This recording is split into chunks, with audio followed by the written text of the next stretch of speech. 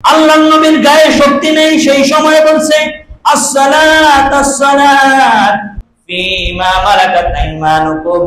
আল্লাহর নবী সেই সময় বলেছে নামাজ নামাজ, এবং তোমার দাস দাসীদের অধিকারের ব্যাপারে তোমরা আল্লাহকে ভয় করবে। সুবহানাল্লাহ পড়েন। আল্লাহর নবী যখন দাঁড়াইতে পারেন না, গায়ে শক্তি নাই, সেই সময় বলেছে নামাজ, আমার উম্মতেরা নামাজ নামাজ। আর তোমার বাড়িতে দাস দাসী আছে, তাদের অধিকারের ব্যাপারে খবরদার খবরদার তোমরা আল্লাহকে ভয় করবে। ইত্তাকিল্লাহ।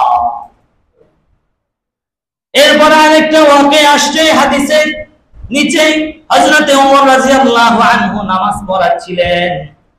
নামাজের মধ্যে একজন ইহুদি হযরতে ওমরকে বর্শা দিয়ে আঘাত করলেন। হযরতে ওমরের শরীর থেকে রক্ত পড়ছে। এক পর্যায়ে হযরতে ওমর আব্দুর রহমান বিন আউফকে পিছন থেকে ঢানা ধরে টান দিয়ে নামাজের জায়গায় দাঁড় করে দিলেন। এরপর আব্দুর রহমানকে বললেন, আব্দুর রহমান, আমাকে নিয়ে টেনশন করো না, তোমরা আগে নামাজ শেষ করো। সুবহানাল্লাহ। হযরতে ওমর অজ্ঞান হয়ে গেলেন, নামাজ শেষ হলো। হযরতে ওমরের যখন জ্ঞান ফিরল, তখন বলছেন যে নামাজকে ঠিক রাখলো সে ধর্মকে ঠিক রাখলো, আর যে নামাজকে নষ্ট করলো সে ধর্মকে নষ্ট করলো। নাউজুবিল্লাহ। এই জন্য কেমন আঘাত দেখেন, আঘাত করছে, রক্ত পড়ছে, সেই সময় একজনকে ডেকে পিছন থেকে টান দিয়ে নামাজের জায়গায় দাঁড় করিয়ে দিয়েছেন। তাদের ভিতরে নামাজের কত গুরুত্ব ছিল, কত মহব্বত ছিল, কত আজমত ছিল। আজকে আমাদের মধ্যে সেটা নাই। জান্নাত এবং জাহান্নামের মধ্যে পার্থক্য হলো নামাজ। জান্নাতে যাবে না হলে জাহান্নামে যাবে, এর মধ্যে কয়টা জিনিস? একটা জিনিস, সেটা হলো কি? নামাজ। নামাজিরা জান্নাতে চলে যাবে, বেনামাজিরা জাহান্নামে চলে যাবে। যখন জান্নাতীরা জান্নাতে চলে যাবে, জাহান্নামীদেরকে জিজ্ঞাসা করবে তোমাদেরকে কোন জিনিসে জাহান্নামে আনলো? তারা বলবে মা সালাকাকুম ফি সাকার, ক্বালু লাম নাকু মিনাল মুসাল্লিন, আমরা দুনিয়ার জমিনে মুসল্লি ছিলাম না। আমরা দুনিয়ার জমিনে কি ছিলাম না? মুসল্লি ছিলাম না। এরপর আরো বলবে ওয়ালাম নাকু নুতইমুল মিসকিন, আমরা অভাবীদেরকে খাবার দিতাম না। অভাবীদেরকে খাবার দেওয়ার মানুষ এই দুনিয়াতে আছে তো নাকি? আছে খুব কম। খাবার পাইছে, চাউল পাইছে, গম পাইছে, সব নিজের ঘরে ঢুকে এলাই, আছে না নাই? ওয়ালাম নাকু নুতইমুল মিসকিন, তারা বলবে আমরা অভাবীদেরকে খাবার দিতাম না, আমাদের ঘরে সব ঢুকে এলাইতাম। এমন মানুষ সমাজে বেশি না কম? 100 বস্তা, 100, 200, 300, 500, 1000 বস্তা চাউল আসছে, গম আসছে, না দিয়া নিজে তফিলে ঢুকে এলাই, আছে না নাই? তো সেই মানুষগুলাই বলবে ওয়ালাম নাকু নুতইমুল মিসকিন, আমরা মিসকিনদেরকে, আমরা অভাবীদেরকে খাবার দিতাম না। এই জন্য কোথায় আসছি?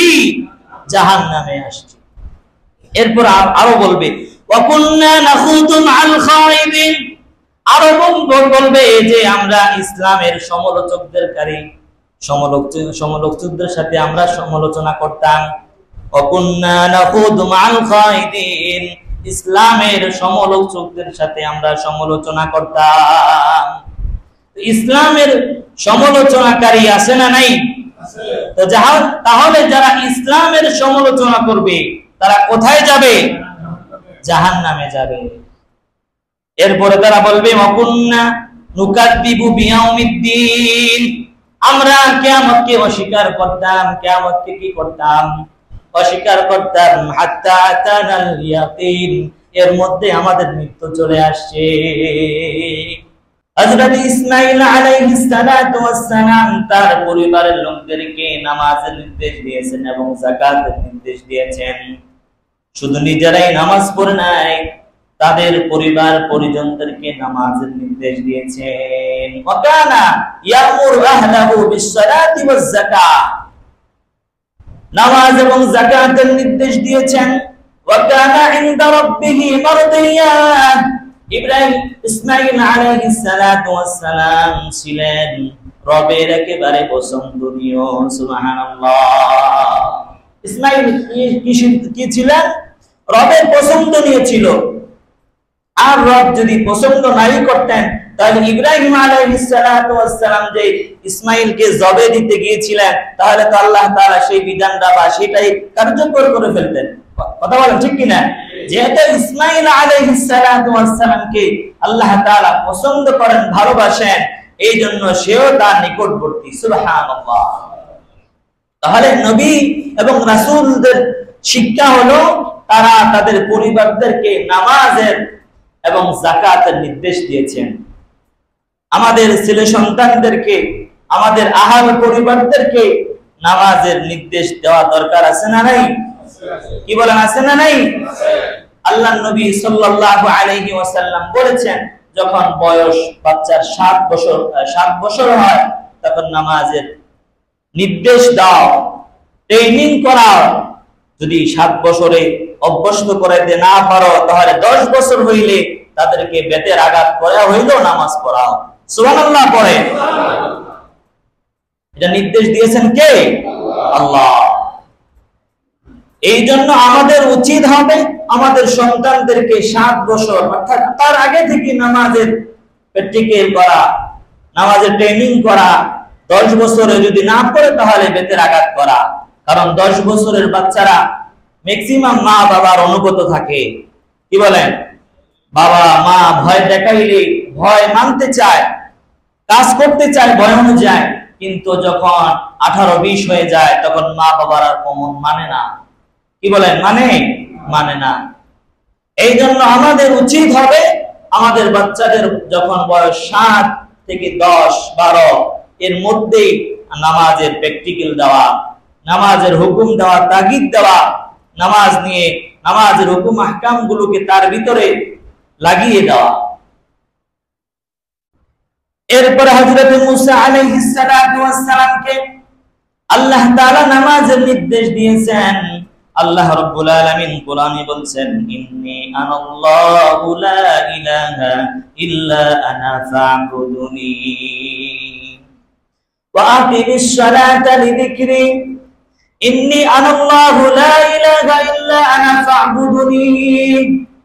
আল্লাহ বলছেন আমি আল্লাহ। আল্লাহ বলছেন কি? আল্লাহ বলছেন আমি আল্লাহ, লা ইলাহা ইল্লাহু, আমি ব্যতীত কোনো ইলাহ নাই, ফা'বুদুনি, এবং আমার ইবাদত করো। ইন্নী আনাল্লাহু লা ইলাহা ইল্লা আনা ফা'বুদুনি। আল্লাহ বলছেন আমি আল্লাহ, আমি ব্যতীত কোনো ইলাহ নাই, আমি ব্যতীত কোনো রব নাই, তোমরা আমার ইবাদত করো। সুবহানাল্লাহ। ওয়া আকিমিস সালাতা লিযিকরি, আমার অনুসরণার্থে, আমার শুকরিয়া স্বার্থে তোমরা কি করো? নামাজ পড়ো। ওয়া আকিমিস সালাতা লিযিকরি, আমার শরণার্থে তোমরা কি করো? নামাজ পড়ো, নামাজ কায়েম করো। এটা নির্দেশ দিয়েছেন কাকে? মুসা আলাইহিস সালাতু ওয়াস সালামকে। এরপরে ইব্রাহিম আলাইহিস সালাতু ওয়াস সালাম তার রবের কাছে দোয়া করেছেন। কি দোয়া করেছেন? ইব্রাহিম আলাইহিস সালাতু ওয়াস সালাম বলছেন, রব্বি জাআলনি মুকিমাস সালাতি ওয়া মিন যুররিয়্যাতি রব্বানা ওয়া তাকাব্বাল দুআ। রবকে বলছে, রব আপনি আমাকে নামাজ কায়েমকারী করুন এবং আমার সন্তানদেরকেও। সুবহানাল্লাহ। রব্বি জাআলনি মুকিমাস সালাতি ওয়া মিন যুররিয়্যাতি রব্বানা ওয়া তাকাব্বাল দুআ। হে আল্লাহ আমাকে নামাজ কায়েমকারী করুন এবং আমার সন্তানদেরকেও। রব্বি জাআলনি মুকিমাস সালাতি ওয়া মিন যুররিয়্যাতি রব্বানা ওয়া তাকাব্বাল দুআ। আল্লাহ আপনি আমার দোয়াগুলো কবুল করেন। সুবহানাল্লাহ। আমরা কি একবার এমন করছি না? রব্বি জাআলনি মুকিমাস সালাতি ওয়া মিন যুররিয়্যাতি রব্বানা ওয়া তাকাব্বাল দুআ। হে আল্লাহ আপনি আমাকে নামাজ কায়েমকারী করুন এবং আমার সন্তানদেরকেও এবং আমার দোয়াগুলো কবুল করেন। সুবহানাল্লাহ। আমরা কি একদিন আমাদের সন্তানদের জন্য করেছি? কোরআন যেভাবে বলেছে, যেভাবে আমাদেরকে সাজেস্ট করেছে, হয়তো আমরা সেইভাবে করি নাই, নির্দেশ আমরা দেই নাই। কিন্তু নবী রাসূলরা তারা নামাজ কায়েম করেছেন এবং নামাজের অনুসারী ছিলেন এবং সন্তানরাও যেন নামাজি হয় এই দোয়া তার রবের কাছে করছেন। কারণ নবীরা ছিলেন মুস্তাজাবুদ দাওয়া, নবীরা দোয়া করলে কবুল হয়ে যেত। তবুও স্পেশাল ভাবে আল্লাহর কাছে দোয়া করে বলছে, আল্লাহ আমাকে আপনি নামাজ কায়েমকারী করুন এবং আমার সন্তানদের কথার সাথে এবং আমার দোয়াগুলো কবুল করেন। সুবহানাল্লাহ। এরপরে শুধু ইব্রাহিম আলাইহিস সালাতু ওয়াস সালাম নয়, আমাদের নবী বিশ্ব নবী মুহাম্মদুর রাসূলুল্লাহ সাল্লাল্লাহু আলাইহি ওয়াসাল্লামকেও নামাজের নির্দেশ দিয়েছেন। সেটা সূরাতুত তাহার 132 নম্বর আয়াতে আল্লাহ রাব্বুল আলামিন বলেন, ওয়া'মুর আহলাকা বিস-সালাতি ওয়াসতাবির আলাইহা লা নাসআলুকা রিজকা নাহনু নারযুকুকা ওয়াল আকিবাতু লিত-তাকওয়া। ওয়া'মুর আহলাকা বিস-সালাতি ওয়াসতাবির আলাইহা, হে নবী আপনার পরিবারের লোকদেরকে নামাজের তাগিদ দেন, হুকুম দেন। ওয়া'মুর আহলাকা বিস-সালাত ওয়াসতাবির আলাইহা, আপনি আপনার পরিবারের লোকদেরকে কি করেন? নামাজের হুকুম দেন, নামাজের নির্দেশ দেন। ওয়াসতাবির আলাইহা, এবং তার উপরে আপনি অবিচল থাকুন। সুবহানাল্লাহ। রাসূলকে বলছেন, সূরাতুল কাউসারের মধ্যে বলছেন, ইন্না আ'তাইনাকাল কাউসার ফাসাল্লি লিরাব্বিকা ওয়ানহার ইন্না শানিয়াকা হুয়াল আবতার। ফাসাল্লি লিরাব্বিকা ওয়ানহার, আপনি কি করেন? নামাজ কায়েম করুন এবং আপনি আমার জন্য কি করুন? কুরবানি করুন। সুবহানাল্লাহ। এই জন্য রাসূলকে বলছে, রাসূল আপনি নামাজ পড়েন, আপনার পরিবারদেরকে নামাজের হুকুম দেন এবং তার উপর আপনি অবিচল থাকুন। এরপরে ইনশাআল্লাহ বলছেন, লা নাসআলুকা রিজকা, আমি আপনার কাছে রিজিক চাই না। লা নাসআলুকা রিজকা, আমি আপনার কাছে রিজিক চাই না। নাহনু নারযুকুক, আমি আপনাকে রিজিক দেই। সুবহানাল্লাহ। নবীকে বলছে, নবী হে, আমি আপনার কাছে রিজিক চাই না, আমি আপনাকে রিজিক দেই। এটা কে বলেছেন? আল্লাহ বলেছেন। তাহলে রিজিক আমাদেরকে দেয় কে? রিজিক আমাদেরকে একমাত্র আল্লাহ দেয়। এই জন্য প্রিয় ভাইরা, আল্লাহর নবীরা নামাজ পড়েছেন, রাসূলুল্লাহ নামাজ পড়েছেন, সকলে নামাজের অনুসারী ছিলেন। যদি তারা কোনো সমস্যার সম্মুখীন হতেন, তখন তারা নামাজে দাঁড়িয়ে সেই সমস্যা আল্লাহর কাছ থেকে সমাধান করে নিতেন। আল্লাহ নবী সাল্লাল্লাহু আলাইহি ওয়াসাল্লাম বলেছেন, কানা রাসূলুল্লাহ সাল্লাল্লাহু আলাইহি ওয়াসাল্লাম ইদা হাসাবাহু আমরুন বারান ইলা সালাত, নবী আলাইহিস সালাতু ওয়াস সালামরা যখনই কোনো সমস্যার সম্মুখীন হতেন, তখনই তারা যায় নামাজে দাঁড়িয়ে রবের কদমে সিজদা দিয়ে তাদের সমস্যার সম্মুখীন করতেন। এখন আমরা নামাজ পড়ি কোন সময়? অসুস্থ হয়ে গেছি, ঋণ হয়ে গেছি, বিভিন্ন ব্যবসায় লস খেয়েছি, বিভিন্ন জায়গায় দৌড়ানোর পরে অসুস্থ হয়ে গেছি, হসপিটালে দৌড়ানোর পরে সমস্ত জায়গা যখন শেষ, সমস্ত জায়গা থেকে যখন বিতাড়িত হলো, সমস্ত জায়গা থেকে যখন ফিরে দিল, তখনই মসজিদে এসে আল্লাহর কাছে কয়, আল্লাহ সব দরবার তো শেষ করলাম, এবার তুমি ছাড়া আমার কেউ না। কি বলেন? এমন না বিষয়টা? কিন্তু প্রথমে উচিত ছিল প্রথমে আল্লাহর কাছে আসা, যে আল্লাহ আমার এই সমস্যা, আমি অসুস্থ হয়ে পড়েছি, আমি ঋণ হয়ে গেছি, আমি অভাবী হয়ে গেছি, আমি পেরেশানির মধ্যে আছি, আমি চিন্তায় পড়েছি, আল্লাহ আপনি আমাকে হেফাজত করুন, আপনি ছাড়া আমাকে কেউ হেফাজত করতে পারবে না। আমাদের টেনশনের কথা আরো একটা মনে পড়লো, যে আমাদের দুশ্চিন্তা আসে না? টেনশন আসেনি? আসে। তো এই টেনশন জিনিসটা রবের পক্ষ থেকে একটা পানিশমেন্ট। নাউজুবিল্লাহ পড়েন। এই যে দুশ্চিন্তা, অনেকের দুশ্চিন্তার কারণে ঘুম হয় না, নিদ্রা হয় না, 1 মুঠ 2 মুঠ এরকম ওষুধ খাওয়া লাগে, ঘুমের বড়ি খাওয়া লাগে, লাগে কিনা? কথা কয় না, লাগে কিনা? লাগে। কিন্তু রব বলছে এই দুশ্চিন্তাটাও আল্লাহ তাআলার পক্ষ থেকে একটা পানিশমেন্ট, শাস্তি। এই জন্য দুশ্চিন্তা হোক, যাই হোক, প্রথমে আমার আশা লাগবো কার কাছে? রবের কাছে। এরপর হসপিটালে যাব, এরপর বিভিন্ন জায়গায় দৌড়াবো, এরপর চেষ্টা করব আল্লাহ তাআলা ওইটার মাধ্যমে আমার সমস্যার সম্মুখীন থেকে হেফাজত আল্লাহ করবে। করব তো ইনশাআল্লাহ। রাসূলুল্লাহ যেমন ইদা হাসাবাহু আমরুন বাদারা ইলা সালাহ, যখনই সমস্যার সম্মুখীন হতেন তখনই মুসাল্লায় দাঁড়িয়ে সেই সমস্যার সমাধান করতেন। আল্লাহ তাআলা আমাদেরকে বোঝার তৌফিক দান করুন। এরপরে কোরআনুল কারীমের মধ্যে 5 ওয়াক্ত নামাজের কথা আছে না নাই? অনেক মানুষ দেখবেন সমাজে, এক শ্রেণীর মানুষ, তারা বলবে যে নামাজের কথা তো কোরআনে কোথাও নাই, নামাজের কথা কোরআনের কোথাও নাই। নামাজে 5 ওয়াক্ত এটা কোথায় পাইছেন আপনি? নামাজে কোরআনের কথা নাই। এগুলো হলো ওই বামপন্থী লোক আছে কিছু, মাজার পূজা করে, মাজারে সিজদা করে, মাজারে মান্নত করে, আরো ইত্যাদি ইত্যাদি। যে নামাজ পড়লে দরকার নাই, আমার কি ঠিক আছে? ঈমান ঠিক আছে। ঈমান ঠিক থাকলেই জান্নাতে যাওয়া লাগবে। কিন্তু নামাজ না পড়লে, নামাজ ঠিক না থাকলে ঈমান ঠিক থাকে কেমন করে?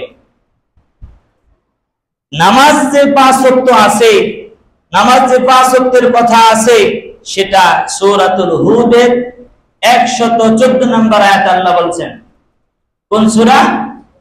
সূরাতুল হুদ 114 নম্বর আয়াত।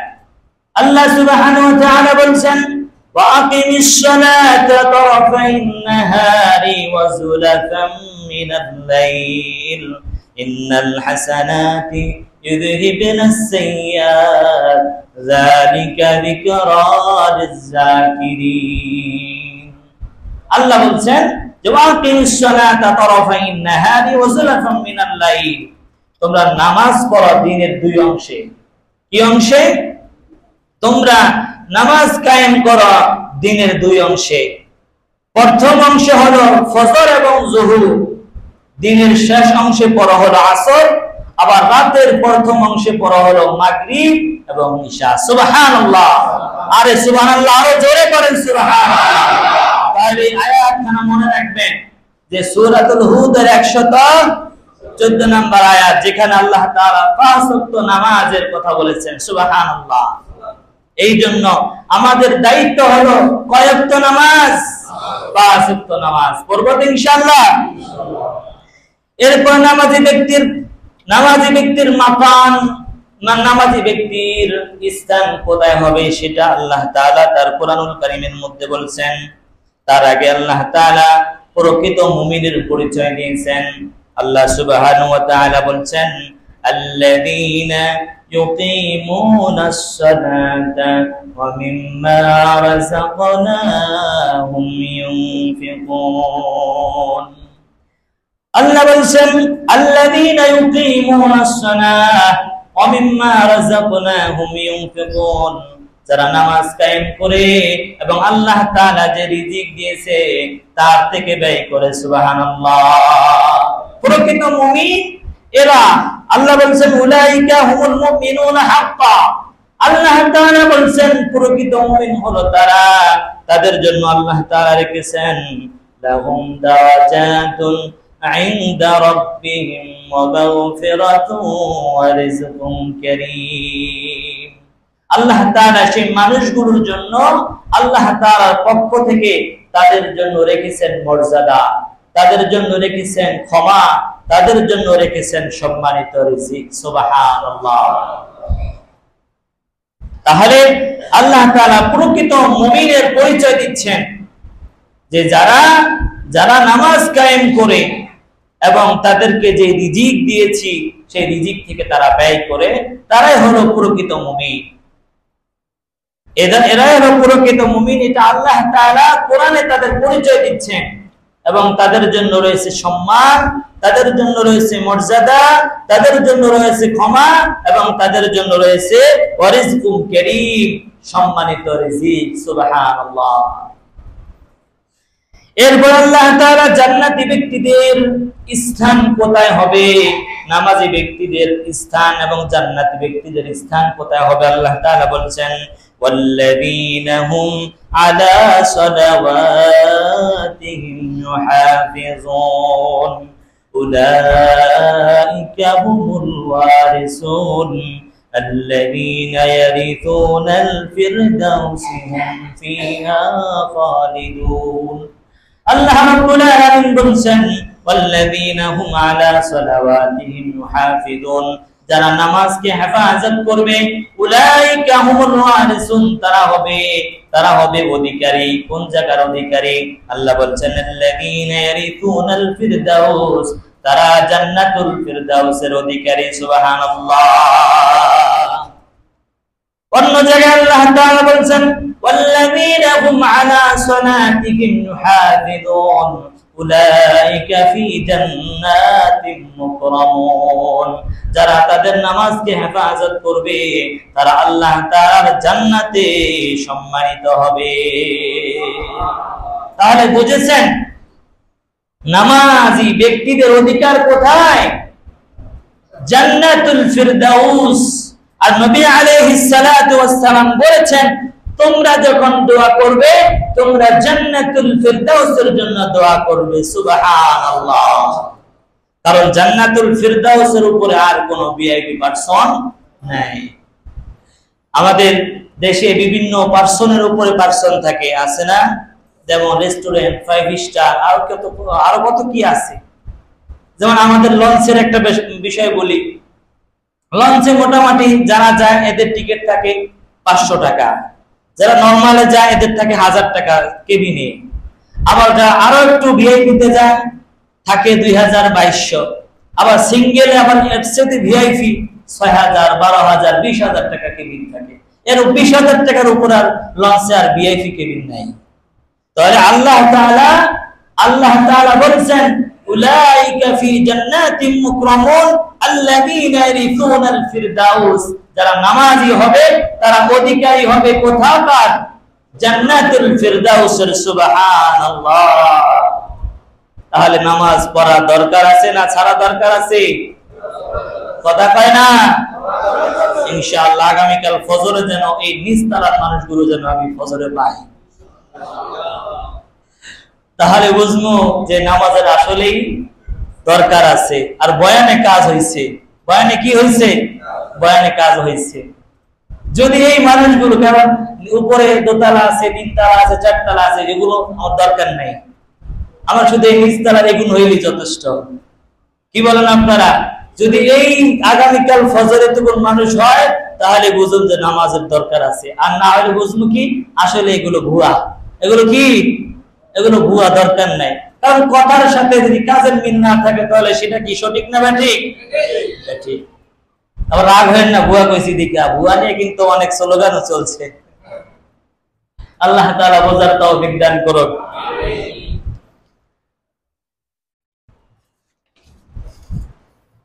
এরপরে নামাজ যে মানুষকে মন্দ কাজ থেকে বিরত রাখে সেটা আল্লাহ তাআলা কোরআনুল কারীমের মধ্যে বলেছেন ইন্নাস সালাতা তানহা আনিল ফাহশাই ওয়াল মুনকার ওয়া লাযিকরুল্লাহি আকবার আল্লাহু ইয়ালামু মা তাসনাউন। আল্লাহ তাআলা বলেছেন নামাজ, ইন্নাস সালাতা তানহা, আপনাদেরকে এর আগে বলছিলাম ইন্না, এখানে আল্লাহ তাআলা কঠিন করে বলছেন ইন্না, নিশ্চয়ই, ইন্নাস সালাতা তানহা আনিল ফাহশাই ওয়াল মুনকার ওয়া লাযিকরুল্লাহি আকবার। মাদ্রাসা যারা আছে, আলেম ওলামা যারা আছে, এই যে ইন্নার ব্যাকরণ তারা বুঝবে। তাহলে আল্লাহ তাআলা যেখানে ইন্নাস সালাতা, আল্লাহ তো as-সালাহ বলতে পারতেন না, কিন্তু আল্লাহ নিশ্চয়ই কেন বলছেন ইন্নাস সালাতা তানহা আনিল ফাহশাই ওয়াল মুনকার ওয়া লাযিকরুল্লাহি আকবার আল্লাহু ইয়ালামু মা তাসনাউন। নিশ্চয়ই নামাজ মানুষকে মন্দ কাজ, খারাপ কাজ, অশ্লীল কাজ, বেহায়া কাজ থেকে নামাজ হেফাজত করে। সুবহানাল্লাহ। ওয়া লাযিকরুল্লাহি আকবার, আল্লাহর স্মরণেই সর্বশ্রেষ্ঠ স্মরণ। আল্লাহর স্মরণে কি? সর্বশ্রেষ্ঠ স্মরণ। আল্লাহু ইয়ালামু মা তাসনাউন, আমরা যা করি সমস্ত খবর কে জানে। এরপরে বেনামাজির জন্য 5টি ভয়াবহ আল্লাহ নবী বলছেন তার জিন্দেগীর বরকত কেড়ে নেবেন, অভাব অনটনের মধ্যে তাকে লাগিয়ে রাখবেন। দেখবেন বেনামাজের ঘরে কিন্তু শান্তি নাই, আছে বেনামাজের ঘরে কিন্তু শান্তি নাই। এই জন্য আল্লাহ রাসূল বলছেন বেনামাজির ভয়াবহ শাস্তি দুনিয়াতে মোটামুটি 5টা। এর মধ্যে 1 নাম্বার হলো জিন্দেগীর বরকত আল্লাহ তাআলা কেড়ে নেবেন। 2 নাম্বার ক্ষুধার্ত এবং পিপাসা অবস্থায় মৃত্যুবরণ করবে, নাউজুবিল্লাহ। যখন মৃত্যুবরণ করবে তার কবরকে সংকীর্ণ করে দিবেন। 4 নাম্বার তার কবরে প্রজ্বলিত আগুনকে আল্লাহ তাআলা দগ্ধ করবেন। 5 নাম্বার কবরের মধ্যে এক বিশাল সাপ তাকে ধ্বংস করতে থাকবে। চিল্লায়া বলেন নাউজুবিল্লাহ। তাড়াতাড়ি শেষ করে দিচ্ছি, আমার সময় শেষ, আরো অনেক কথা আছে। এরপর নবী আলাইহিস সালাতু ওয়াস সালাম এই উম্মতকে আখির একটি নসিহত করে গেছেন। এখানে হযরতে আয়েশা রাদিয়াল্লাহু আনহা বলছেন যে আল্লাহর নবী সাল্লাল্লাহু আলাইহি ওয়াসাল্লাম অন্যান্য পুরুষের মতো রসিকতা করতেন বিবিদের সঙ্গে। আল্লাহর নবী সাল্লাল্লাহু আলাইহি ওয়াসাল্লাম অন্যান্য পুরুষের যেমন আখলাক বৈশিষ্ট্য হলো স্ত্রীদের সাথে একটু রসিকতা করে না, মাঝে মাঝে স্ত্রীদেরকে একটু খেপায়। খেপানোর মধ্যে একটা কথা আছে, কোন যদি কন যে আমি আর একটা বিয়ে করতে চাই, তাহলে দেখবেন কি খেপা যে খেপে।